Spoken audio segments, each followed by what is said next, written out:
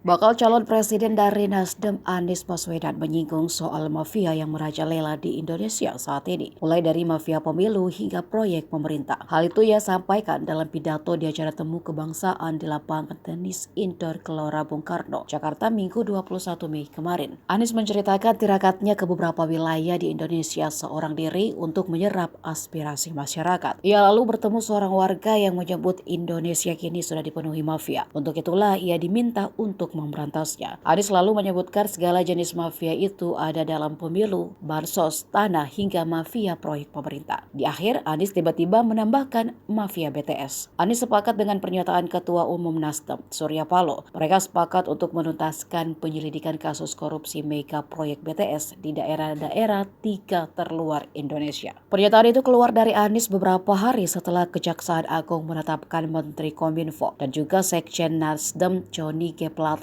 sebagai tersangka kasus BTS 4G. Dari anggaran 10 triliun negara dirugikan sebesar 8 triliun rupiah. Kejagung pun membongkar jika Johnny Plate meminta uang operasional 500 juta dari proyek tersebut setiap bulan.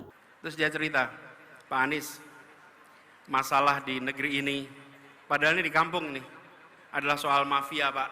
Pak Anies, ini mafia di Indonesia ini harus diberantas Pak. Mafia ini harus diselesaikan Pak. Saya pikir benar juga kata dia. Begitu banyak mafia-mafia yang hadir yang membuat kita memiliki ketidakpastian. Kenapa petani harus bersaing dapat pupuk penuh dengan ketidakpastian? Karena apa? Karena aksesnya dikuasai oleh mafia-mafia pupuk.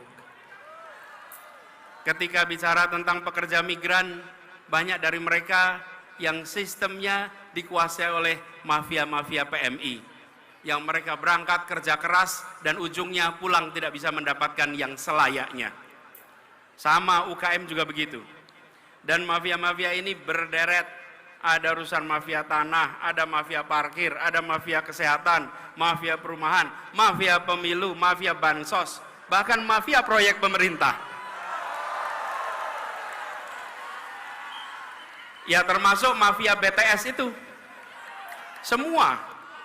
Karena itu seluruh mafia ini harus kita bereskan.